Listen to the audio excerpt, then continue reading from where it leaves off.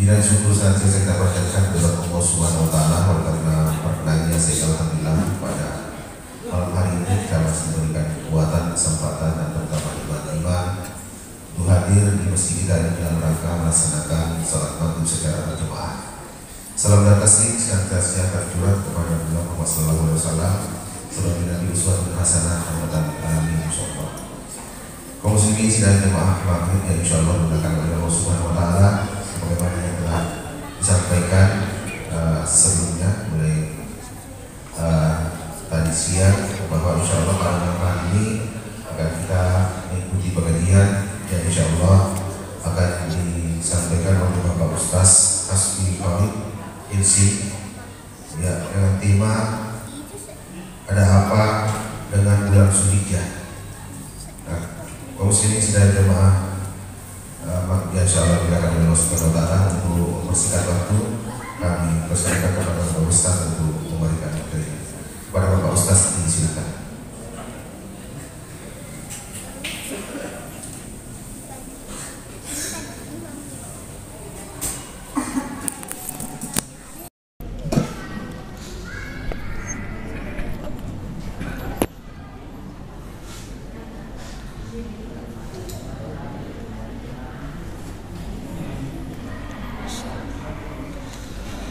Bismillahirrahmanirrahim. Assalamualaikum warahmatullahi wabarakatuh. Alhamdulillahirabbil alamin wa bihi nasta'inu ala umuri dunya waddin. Wassalatu wassalamu ala asyrafil anbiya'i wal mursalin nabiyina Muhammad wa ala alihi wa sahbihi wa man tabi'ahum bi ihsanin ila yaumiddin. Amma ba'd. Kaum muslimin sidang jamaah salat maghrib, bapak-bapak, ibu-ibu, ikhwah dan akhwat yang dimuliakan oleh Allah Subhanahu wa taala. Alhamdulillah kembali kita bersyukur kepada Allah Subhanahu wa taala di mana pada malam hari ini Allah Subhanahu wa taala kembali mempertemukan kita di salah satu di antara rumah Allah Subhanahu wa taala yang mulia ini. Ya. Dan sebelumnya kami berterima kasih kepada pengurus Masjid Taqwa Muhammadiyah yang memberikan kami kesempatan kedua kalinya untuk membawakan ta'lim pada malam hari ini, dan juga kepada ikhwah kita, teman-teman kita di komunitas Ikhwah Saf yang ya terus dan tidak bosan-bosannya untuk mengadakan kegiatan dakwah seperti ini. Dan kita doakan semoga menjadi amal jariah bagi mereka insyaallah. Ya. Kemudian salam dan salawat mari kita kirimkan terus kepada Nabi kita Muhammad sallallahu alaihi wasallam, Nabi yang menjadi uswatun hasanah, teladan yang baik di dalam kehidupan kita. Dan kita berharap semoga Allah Subhanahu wa taala mengumpulkan kita dengan beliau sallallahu alaihi wasallam di dalam surganya nanti insyaallah. Amin ya rabbal alamin. Ya. Tema yang kita angkat pada malam hari ini ya berjudul ada apa dengan bulan Zulhijjah. Ya. Kalau tidak salah malam hari ini pemerintah kita dan ormas-ormas Islam yang lain sudah mengadakan pemantauan hilal ya, untuk menentukan kapan masuknya 1 Zulhijjah. Ya. Jika hilal malam hari ini terlihat, karena malam hari ini tanggal 29 Zulqa'dah. Ya. Jika hilal terlihat malam ini berarti besok sudah masuk 1 Zulhijjah. Ya, tapi jika tidak terlihat hilal berarti nanti besok lusa insyaallah baru masuk 1 Zulhijjah. Ya. Ada apa dengan bulan Zulhijjah ini? Kenapa kita angkat pada malam hari ini jamaah maghrib rahimakumullah? Ya. Pertama saya ingin mengangkat firman Allah Subhanahu wa taala yang mengatakan di dalam surat Taubah, Allah Subhanahu wa taala berfirman, a'udzubillahi minasyaitonir rajim. Inna iddatash syuhuri 'indallahi 12 syahran fi kitabillah Sesungguhnya Allah Subhanahu wa taala telah menentukan ya, dan menciptakan 12 bulan di dalam Islam ini. Ya. Bulan Islam sudah kita tahu semua kira-kira ya. Bukan Januari, Februari, bukan. Ya. Muharram, Safar, Rabiul Awal, Rabiul Akhir. Ya, anak-anak kita di TKTPA mungkin sudah hafal ini. Ya, sudah dikasih hafal ya oleh guru-gurunya. Ya. Jadi bulan Islam itu ada 12 juga. Ya, dimulai dari Muharram dan diakhiri bulan Dzulhijjah. Dan Allah mengatakan, "Inna iddatash syuhuri 'indallahi 12 syahran fi kitabillah." Sesungguhnya Allah Subhanahu wa taala telah menciptakan 12 bulan dan telah menetapkan di dalam kitabnya. Yauma khalaqas samawati wal ard, hari diciptakannya langit dan bumi ini. Lalu Allah mengatakan, "Minha arba'atun hurum." Dari 12 bulan ini ada 4 bulan haram. Iya. Maksudnya bulan haram? Ulama kita menjelaskan maksudnya bulan haram adalah bulan yang dimuliakan, yang dilarang kita untuk berbuat dosa di dalamnya, dan diperintahkan kita untuk memperbanyak kebaikan dan amalan soleh di dalamnya. Karena Allah Subhanahu wa taala melipat gandakan amalan soleh di dalam 4 bulan yang khusus ini di dalam bulan Islam. Apa itu?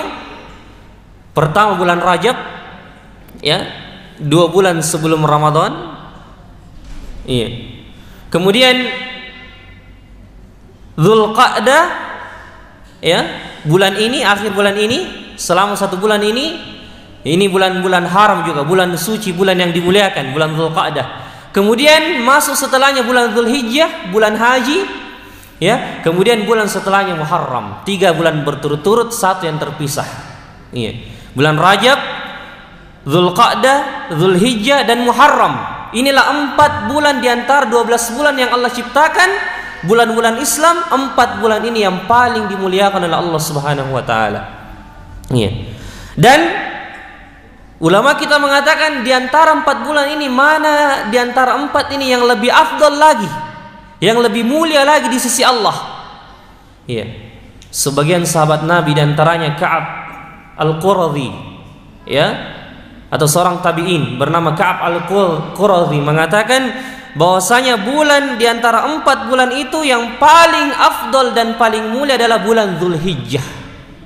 Ya, bulan Dzulhijjah, di mana di dalam bulan Dzulhijjah ini terkumpul beberapa amalan-amalan yang luar biasa. Ya. Ya, nanti kita sebutkan. Ya. Oleh sebab itulah di antara 12 bulan atau 4 bulan, ya, di antara 12 bulan Allah jadikan 4 bulan haram, 4 bulan suci.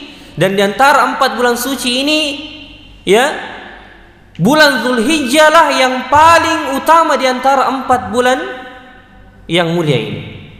Ya. Bahkan Allah Subhanahu wa taala mengatakan di dalam Al-Qur'an, "Wal fajri walayalin ashr." Demi waktu fajar dan demi malam yang 10. Iya. Iya.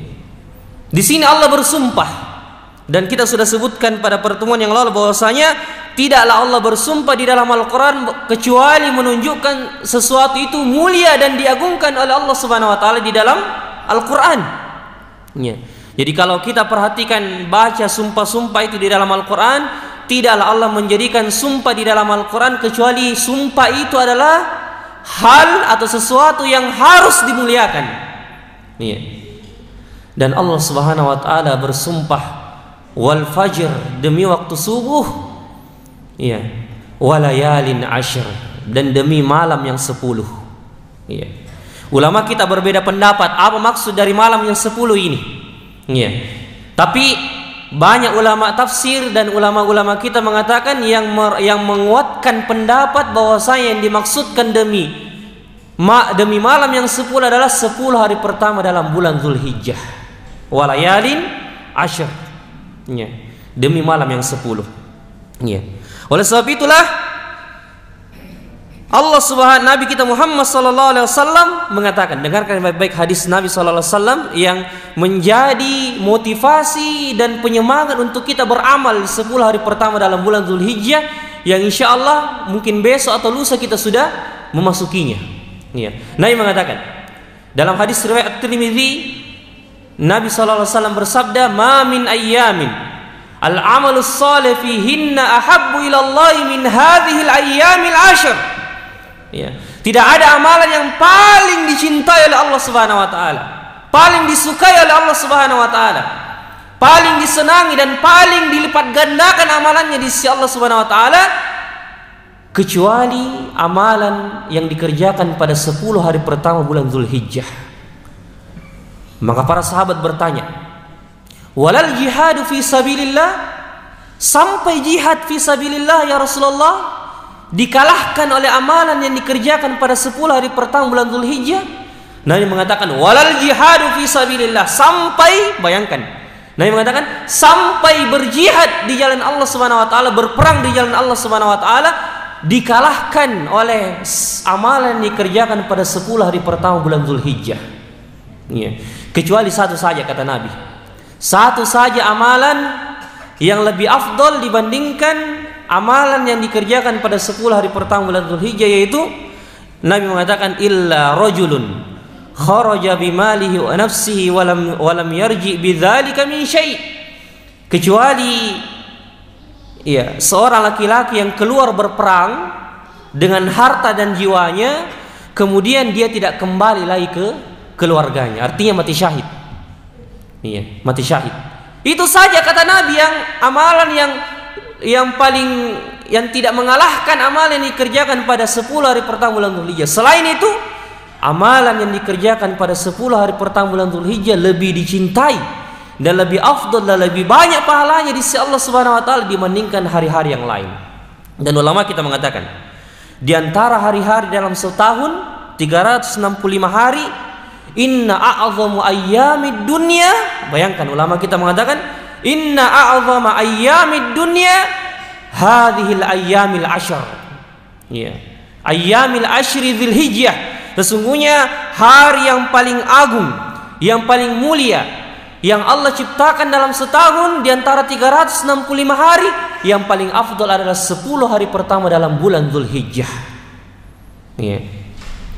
Kalau ada yang bertanya, bagaimana dengan bulan Ramadan, Ustaz? Hari-hari pada bulan Ramadan, apakah lebih afdal daripada 10 hari pertama bulan Dzulhijjah?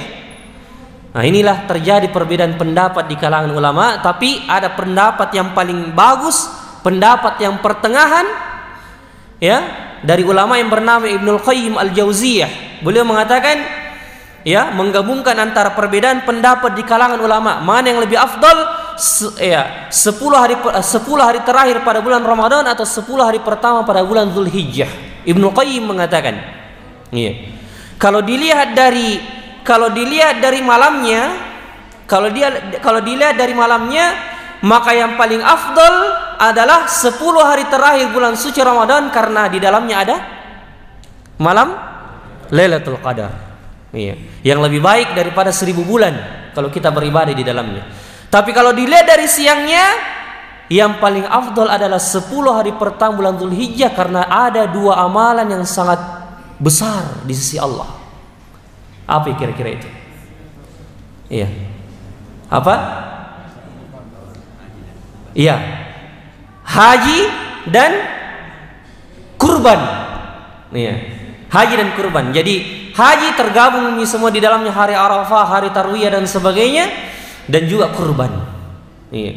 Inilah puncak, ya, di antara 10 hari pertama bulan Dzulhijjah, puncaknya adalah tanggal 10 Dzulhijjah, hari berkurban. Iya. Dan sebentar kita akan sebutkan bagaimana, iya, keutamaan berkurban ini. Iya, karena dekatnya waktu berkurban tersebut. Iya. Jadi ini pendapat yang pertengahan, menggabungkan perbedaan di antara perbedaan pendapat di kalangan ulama. Ini pendapat yang paling bagus. Iya. Jadi kalau kita lihat dari malamnya, yang paling afdal adalah 10 hari terakhir bulan suci Ramadan, karena ada malam Lailatul Qadar. Tapi kalau dilihat dari siangnya, yang paling afdal adalah 10 hari pertama bulan Dzulhijjah. Iya, 10 hari pertama bulan Dzulhijjah. Iya. Karena di dalamnya mengumpulkan berbagai macam keutamaan, dan tidak ada hari yang paling dimuliakan dan diagungkan oleh Allah Subhanahu wa taala kecuali hari-hari yang dilaksanakan oleh jamaah haji. Iya. Apalagi pada hari Arafah. Iya. Di mana ulama kita menjelaskan tidak ada pengampunan Allah, pengampunan dosa yang paling besar kecuali pada hari Arafah. Iya.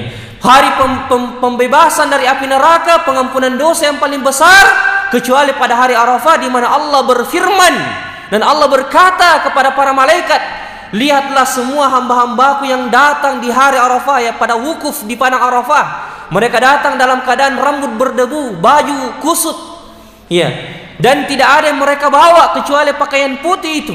Maka saksikanlah aku mengampuni semua dosa orang-orang yang berada di padang Arafah tersebut. Subhanallah. Makanya tidak ada amalan yang paling, makanya kalau kita lihat balasan orang yang melaksanakan ibadah haji, Nabi tidak mengatakan lagi pahala ibadah haji itu sekian, 100, 1000, tidak. Iya, karena saking besarnya pahala ibadah haji itu, jamaah sekalian, dan apa yang ada di dalam ibadah haji itu berupa pengagungan kepada Allah Subhanahu wa taala dan syiar Islam, Allah Subhanahu wa Nabi kita Muhammad sallallahu alaihi wasallam mengatakan, al-hajjur mabrur laisa lahul jaza illal jannah. Haji yang mabrur tidak ada lagi balasannya kecuali surga Allah Subhanahu wa taala. Nabi tidak mengatakan lagi begini pahalanya, sekian banyaknya pahalanya, tapi Nabi karena saking besarnya pahala di dalam haji itu, Nabi mengatakan tidak ada lagi balasannya kecuali surga Allah Subhanahu wa taala. Subhanallah. Makanya inilah yang menjadikan 10 hari pertama bulan Zulhijjah diagungkan dan sangat dimuliakan di sisi Allah Subhanahu wa taala karena adanya pelaksanaan ibadah haji yang merupakan penyempurna rukun Islam seseorang. Semoga Allah Subhanahu wa taala memudahkan kita untuk menginjakkan kaki melaksanakan ibadah haji di tahun-tahun berikutnya. Apalagi dilihat di zaman sekarang ya semakin sulitnya, ya. Tapi kita tidak berputus asa, insya Allah. Ya, kalau Allah berkehendak, insya Allah Allah mengangkat wabah dan penyakit ini, dan tahun-tahun berikutnya semoga Allah memudahkan, ya, perjalanan ibadah haji ke Baitullah, insya Allah. Ya. Dan ketika Allah Subhanahu wa taala mengatakan, atau Nabi kita Muhammad sallallahu alaihi wasallam mengatakan, ya, tidaklah seseorang berhaji wala yarfuth wala yafsuq, dia tidak melakukan kefasikan, perbuatan-perbuatan dosa, dan tidak berkata-kata kotor di dalamnya, kecuali dia akan pulang ke tempatnya seperti bayi yang baru lahir dari perut ibunya. Subhanallah. Jadi ini yang membuat 10 hari pertama bulan Dzulhijjah ini dimuliakan karena ada ibadah yang paling agung di dalamnya yang merupakan penyempurna rukun Islam seseorang, itu ibadah haji. Ya, ini yang pertama.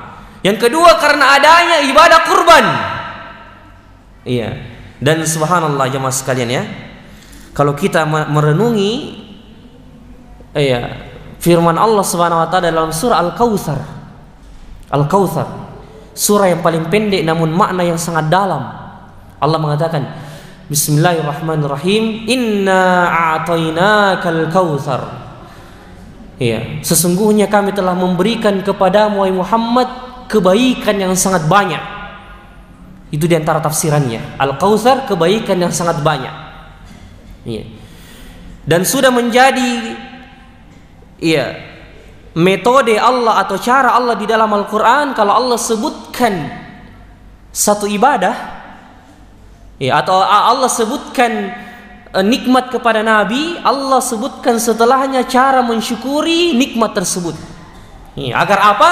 Agar ketika Nabi mensyukuri nikmat tersebut, Allah tambahkan dan tidak cabut nikmat itu dari Nabi. Karena Allah mengatakan, la in syakartum la azidannakum. Jika engkau mensyukuri nikmatku, aku akan tambahkan terus nikmat itu kepadamu. Makanya tidaklah Allah sebutkan di dalam Al-Quran, ketika Allah sebutkan nikmat kepada Nabi, Allah sebutkan juga cara mensyukuri nikmat itu.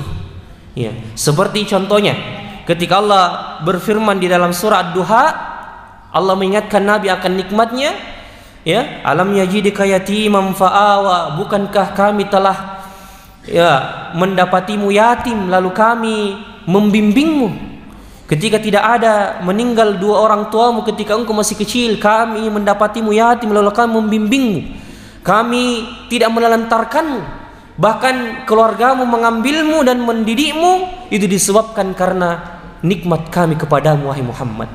Lalu Allah mengatakan wa wajadaka dhallan fahada, dan kami mendapatimu orang yang tidak mengetahui apa itu iman, apa itu ilmu, fahada, dan kami memberikan engkau petunjuk berupa wahyu Al-Quran. Wa wajadaka ailan fa'aqna, dan kami mendapatimu dalam keadaan fakir, tidak berkecukupan, dalam keadaan fakir miskin, lalu kami mencukupimu. Kami memberikan engkau harta, memberikan engkau rezeki. Setelah itu baru Allah sebutkan, setelah Allah mengingatkan nikmat itu kepada Nabi, barulah Allah sebutkan cara mensyukurinya. Apa cara mensyukurinya? Fa ammal yatima fala taqhar, maka terhadap anak yatim jangan engkau mencelanya, menghardiknya, memarah-marahinya dan sebagainya. Muliakan anak yatim itu, karena Allah mendapatimu yatim, Allah membimbingmu, maka kepada anak yatim, ketika engkau mensyukuri nikmat yatimmu itu, maka muliakan anak yatim. Begitu cara mensyukurinya. Wa amma sa'ila fala tanhar, terhadap peminta-minta, baik peminta-minta harta atau peminta ilmu, jangan engkau celah, bersabar. Karena Allah mendapatimu dulu dalam keadaan tidak tahu apa-apa, Allah mengajarimu ilmu, maka kalau ada orang meminta ilmu kepadamu, jangan tolak. Begitu cara mensyukurinya. Nah, jadi seperti itu. Sama juga di dalam surah Alam Nasyrah, ketika Allah mengingatkan nikmat itu kepada Nabi, Allah mengatakan, Alam nasyrah laka sadrak, bukankah kami telah melapangkan dadamu untuk wahai Muhammad? Alam nasyrah laka sadrak wa wada'na anka wizrak, kami telah mengampuni dosa-dosamu yang memberatkan punggungmu. Wa rafa'na laka dzikrak, kami telah mengangkat namamu sehingga disebut dalam azan, dalam tasyahud, dalam syahadat. Fa inna ma'al usri yusran, inna ma'al usri yusran, bersama kesulitan ada kemudahan di setiap urusanmu. Maka ketika Allah selesai mengingatkan nikmat itu kepada Nabi, Allah mengatakan setelahnya, fa idza faraqta fansab. Ini cara mensyukurinya. Jika engkau telah selesai mengerjakan urusan duniamu, kerjakan urusan akhiratmu. Itu cara mensyukurinya. Dan begitu juga di dalam surah Al-Kautsar. Tadi dalam surah Duha, dalam surah Alam Nasyrah, sebagian saja nikmat Allah yang diingatkan kepada Nabi. Tapi dalam surah Al-Kautsar, Allah tidak sebutkan lagi nikmat, menghitung nikmat itu kepada Nabi, atau menyebutkan satu persatu nikmat itu kepada Nabi. Tapi Allah langsung mengatakan, Inna a'tainakal kautsar, sungguh kami telah memberikan kepadamu kebaikan yang sangat banyak, tidak bisa lagi dihitung. Kebaikan yang banyak. Maka kalau Allah menyebutkan seperti ini kepada Nabi, sesungguhnya kami telah memberikan engkau kebaikan yang sangat banyak, berarti cara mensyukurinya pun bukan biasa-biasa. Pasti cara mensyukurinya ini adalah, cara mensyukurinya adalah ibadah yang sangat agung, ibadah yang sangat besar, yang dimana ketika Nabi melakukannya, Nabi dianggap telah mensyukuri nikmat Allah Subhanahu Wa Taala. Ketika Allah mengatakan inna a'tainakal kautsar, sesungguhnya kami telah memberikan engkau nikmat yang sangat banyak. Bagaimana cara mensyukurinya nikmat yang sangat banyak itu yang tidak bisa lagi dihitung? Dua saja, kata Allah. Apa itu?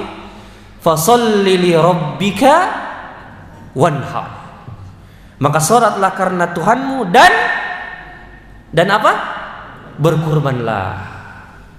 Kata para ulama, mengapa dihususkan dua ibadah ini di dalam surah ini dalam mensyukuri nikmat Allah yang sangat banyak kepada Nabi? Kata para ulama kita, karena ibadah salat adalah ibadah yang paling besar yang menghubungkan antara seorang hamba dengan Tuhannya. Adapun ibadah kurban adalah ibadah yang paling besar yang menghubungkan manusia dengan manusia yang lain. Subhanallah.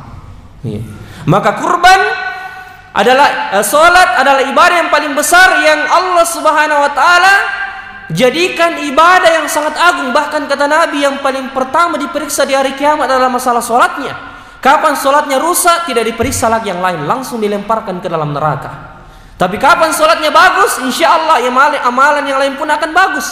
Karena sholat adalah ibadah yang paling besar, yang paling agung, yang Allah jadikan sebagai tanda bersyukurnya seorang hamba terhadap nikmat yang paling besar yang Allah berikan kepadanya.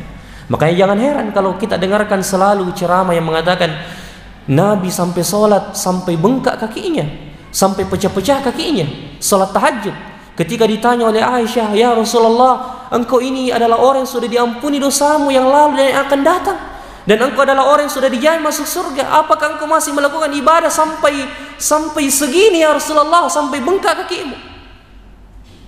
Apa jawaban Rasulullah sallallahu alaihi wasallam? Rasulullah hanya mengatakan, ya Aisyah, afala an akuna abdan syakura.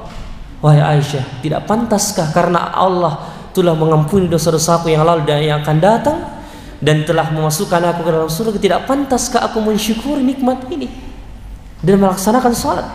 Berarti sholat merupakan tanda terbesar mensyukuri nikmat Allah Subhanahu wa taala. Ya. Kemudian Allah mengatakan wanhar, dan berkurbanlah. Ya, dan kurban ini adalah ibadah yang paling menghubungkan seorang manusia dan manusia yang lain. Karena kita bisa bayangkan, jamaah sekalian, saya ingin mengajak merenung apa hikmahnya disyariatkannya kurban di hari Idul Adha. Ya, Nabi mengatakan, ya, hari Idul Adha adalah hari bergembira, hari di mana, ya, hari di mana ditampakkannya syiar Islam. Ya, dan Allah Subhanahu wa taala mengatakan, ya, la yanalallaha luhumuha wala dima'uha walakin yanaluhu taqwa minkum. Ketika kalian menyembelih hewan kurban, bukanlah darahnya yang sampai kepada Allah Subhanahu wa taala, tapi ketakwaan kalian, apa yang ada di dalam hati kalian yang sampai kepada Allah Subhanahu wa taala. Iya, maka kita bisa bayangkan ketika hari raya Idul Adha, hari di mana bergembira, Allah Subhanahu wa taala menyuruh kita untuk membagi-bagikan daging kurban kepada tetangga kita, fakir miskin, keluarga kita.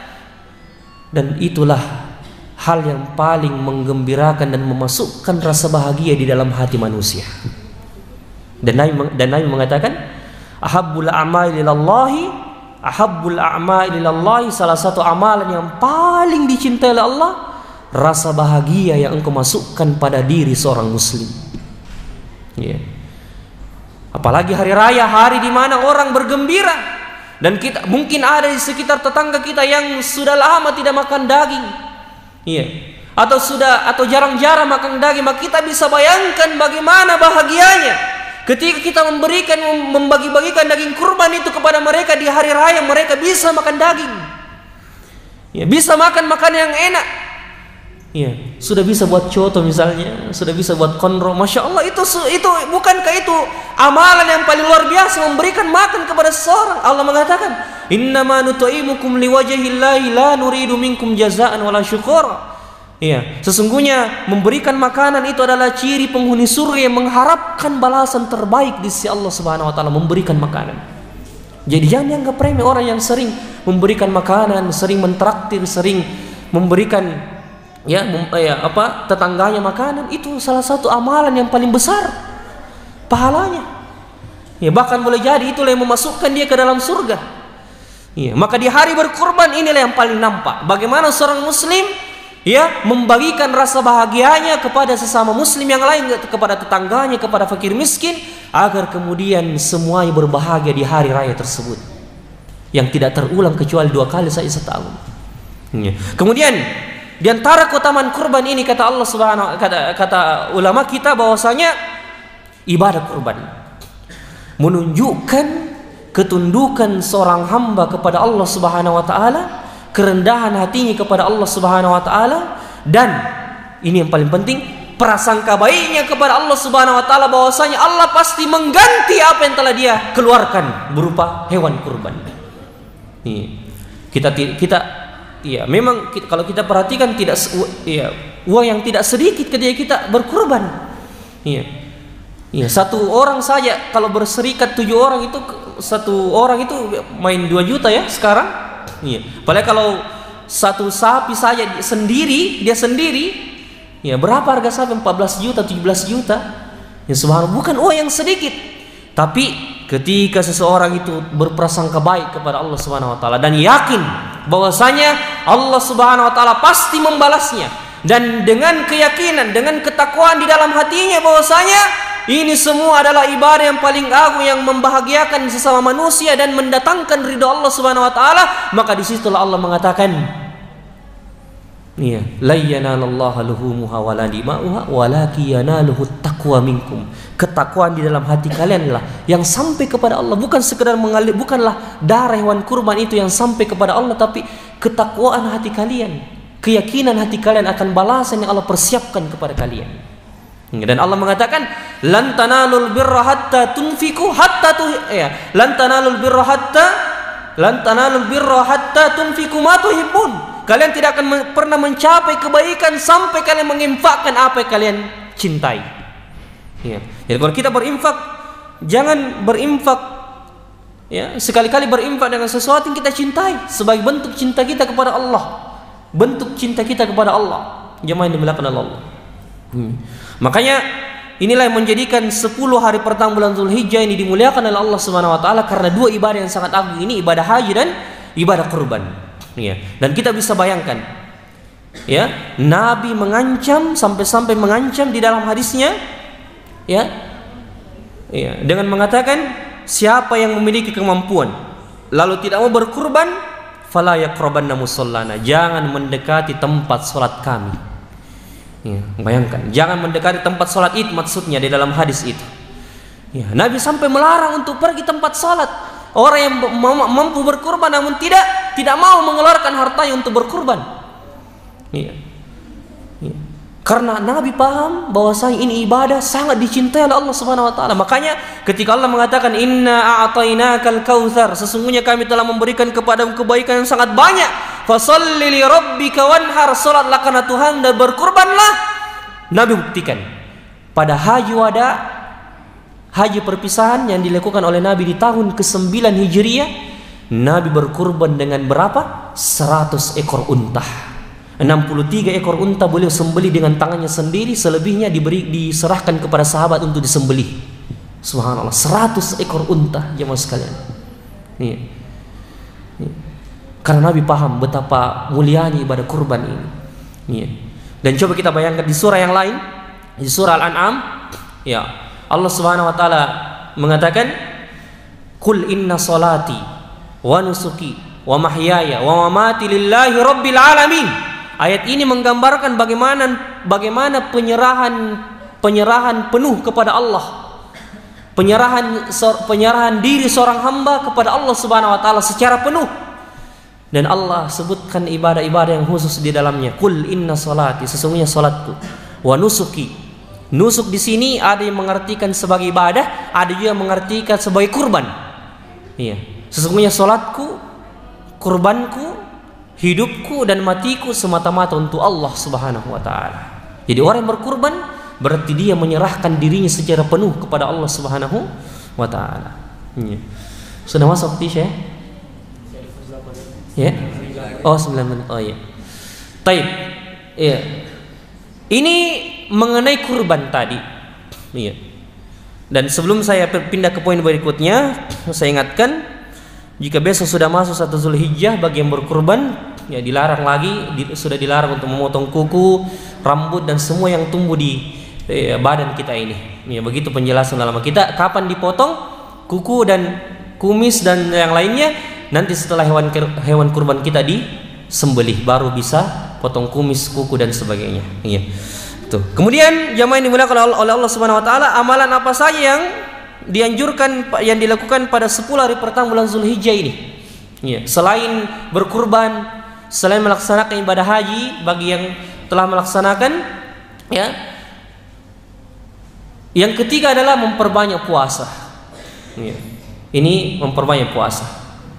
Ya, bahkan tidak ada larangan bagi orang yang mampu untuk berpuasa mulai tanggal 1 Zulhijjah sampai tanggal 9 Zulhijjah, sampai sehari sebelum Lebaran.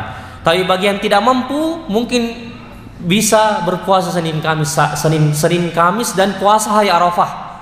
Ya, jangan lewatkan ini puasa hari Arafah karena Nabi mengatakan, ya, siyamu yaumi Arafah ahtasibu indallahi an yukaffira sanatal madiyah was sanatal lati sanatal madiyah was sanatal lati ba'daha, atau kama qala alaihi salatu wassalam. Puasa hari Arafah, aku mengharapkan kepada Allah Subhanahu wa taala menghapuskan dosa 1 tahun yang lalu dan 1 tahun yang akan datang. Jadi 2 tahun ya dosa kita diampuni. Ya, hanya 1 hari berpuasa pada tanggal 9 Zulhijjah, 1 hari sebelum Lebaran, di hari Arafah. Karena di hari Arafah ini saya sudah katakan tadi bahwasanya hari yang paling agung, yang paling dibesarkan, dimuliakan oleh Allah Subhanahu wa taala, karena pada saat itu jamaah haji sedang wukuf di padang Arafah. Iya, wukuf di padang Arafah, dan kita yang tidak berhaji disunnahkan untuk kita berpuasa pada hari tanggal 9 tersebut, hari wukuf. Ya, kita berpuasa dan pahalanya subhanallah tidak ada pahala puasa yang menghapuskan dosa 2 tahun kecuali puasa hari Arafah. Kalau puasa Asyura cuma 1 tahun yang lalu, ya puasa Asyura. Tapi puasa Arafah setahun yang lalu dan setahun yang akan datang, ya luar biasa, subhanallah. Maka kalau kita tidak bisa memperbanyak puasa di 10 hari ini, paling tidak jangan tinggalkan 1 hari ini, 9 Zulhijjah, hari Arafah, ya. Dan Nabi mengatakan mengenai puasa ini, Nabi selalu mengingatkan bahwasanya Allah berfirman di dalam hadits qudsi, iya. Semua amalan anak cucu Adam itu dikembalikan pahalanya untuknya, kecuali pahala puasa aku sendiri yang akan membalasnya. As-saumu li wa ana ajzi bihi. Sesungguhnya puasa itu untukku dan aku sendiri yang akan membalasnya. Ulama kita mengatakan, Allah mengatakan puasa bagiku dan aku sendiri yang akan membalasnya, menunjukkan bahwasanya puasa itu tidak terhingga dan kita tidak tahu bagaimana besarnya pahala orang-orang yang berpuasa, karena Allah tidak menentukan jumlah dan kadarnya.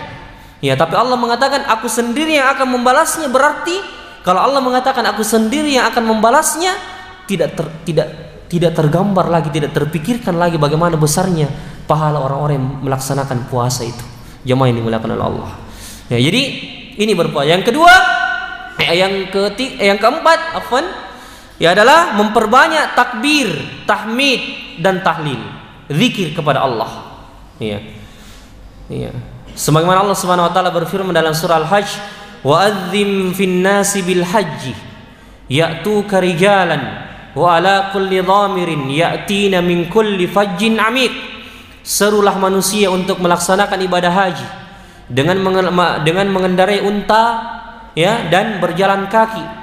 Ya, liyashhadu manafi'a lahum wa yadhkuru ismallahi fi ayyamin ma'lumatin ala ma razaqahumullahu min bahimatil an'am, agar mereka mengingat Allah Subhanahu wa taala di hari-hari yang telah ditentukan. Maksudnya di sini di hari-hari yang telah ditentukan, 10 hari pertama dalam bulan Zulhijjah. Maka Nabi mengatakan fa'akthiru fihinna at-tasbih wat takbir wat tahlil. Perbanyak di dalamnya mengucapkan kalimat-kalimat tasbih, tahmid, tahlil dan takbir. Ya. Subhanallah walhamdulillah wala ilaha illallah wallahu akbar. Ini zikir yang paling afdal, yang paling banyak, yang paling dianjurkan untuk kita perbanyak. Selain itu memperbanyak takbiran. Ya, jadi takbiran itu khusus Idul Adha, bukan hanya dikhususkan pada malam Idul Adha saja atau setelah Lebaran, tapi mulai masuk 1 Zulhijjah. Ya, mulai masuk 1 Zulhijjah kita sudah diperintahkan untuk memperbanyak mengucapkan Allahu Akbar, Allahu Akbar, Allahu Akbar, la ilaha illallah, Allahu Akbar walillahil hamd. Ya. Tapi takbir ini perlu dipahami, ya. Takbir ini terbagi menjadi 2. Ada yang dinamakan takbir mutlak, takbir yang tidak terikat oleh waktu. Ini kapan saja, di mana saja, di pasar-pasar, di tempat kerja, di sekolah, di jalan, di rumah, ya, tidak terikat dengan waktu dan tempat. Itu dimulai dari tanggal masuknya 1 Zulhijjah. Adapun takbir muqayyad, takbir yang terikat dengan waktu, itu maksudnya takbir yang diucapkan setelah sholat, ya, takbiran setelah sholat. Itu dimulai di subuh hari tanggal 9 Zulhijjah sampai 5 hari ke depan, sampai 13 Zulhijjah, dan berakhir pada waktu asar, sholat asar di tanggal 13 Zulhijjah, ya, 3 hari setelah Lebaran. Ya, itu takbiran, maksudnya takbiran setelah sholat. Adapun takbiran di luar sholat, ini dimulai sejak masuknya 1 Zulhijjah. Kita memperbanyak di pasar, di jalan, di sekolah, di rumah. Kita ucap Allahu Akbar, la ilaha illallah, Allahu Akbar, la ilaha. Ibu-ibu di rumah kalau masak, Allahu Akbar, la ilaha illallah, Allahu Akbar, la ilaha. Kita juga di sawah seperti itu. Di sawah, di tempat kerja, memperbanyak. Karena inilah zikir yang paling dicintai Allah di 10 hari pertama di bulan Zulhijjah. Iya, takbir, tahmid dan tahlil, ya. Bahkan diriwayatkan disebutkan bahwasanya sahabat Nabi Abu Hurairah dan Ibnu Umar, Abdullah bin Umar ketika masuk 1 Zulhijjah, ya, mereka berdua sengaja keluar di pasar memperdengarkan takbir mereka, ya, kepada orang-orang yang ada di pasar, sehingga orang-orang yang ada di pasar ikut juga bertakbir, ya, ketika masuk 1 Zulhijjah, untuk mengingatkan mereka bahwasanya, ya, mereka sudah masuk pada hari-hari yang mulia, maka perlu diperbanyak untuk mengucapkan takbir, tahmid dan tahlil. Allahu Akbar, la ilaha illallah, Allahu Akbar walillahil hamd. Ini amalan yang perlu diperbanyak. Yang terakhir mungkin karena sudah masuk waktu, ya, di antara hal yang amalan yang perlu diperbanyak adalah sedekah tentunya. Ya, kemudian, ya, berbakti kepada kedua orang tua, ya, ini amalan-amalan yang utama, terutama ibadah-ibadah wajib, salat 5 waktu. Kita jangan sampai kita masbuk di 10 hari terakhir ini, usahakan, ya, jangan sampai kita masbuk, ya, ya, di 10 hari terakhir, ya, kita jaga amalan-amalan wajib, ya, amalan-amalan yang sunnah dan amalan-amalan yang lain yang dicintai oleh Allah Subhanahu wa ta'ala. Ya, sekira ini jamaah sekalian yang sempat kita sampaikan pada kesempatan kali ini. Mudah-mudahan bermanfaat bagi diri kami pribadi dan kepada jamaah sekalian, dan semoga Allah Subhanahu wa ta'ala mempertemukan kita dengan bulan Zulhijjah, dan semoga Allah mengampuni dosa-dosa kita di dalamnya. Ya. Barakallahu fikum wa jazakumullahu khairan. Subhanakallahumma rabbana wa bihamdik, asyhadu an la ilaha illa anta, astaghfiruka wa atubu ilaik. Akhir da'wana alhamdulillahirabbil alamin. Assalamualaikum warahmatullahi wabarakatuh. Waalaikumsalam warahmatullahi wabarakatuh.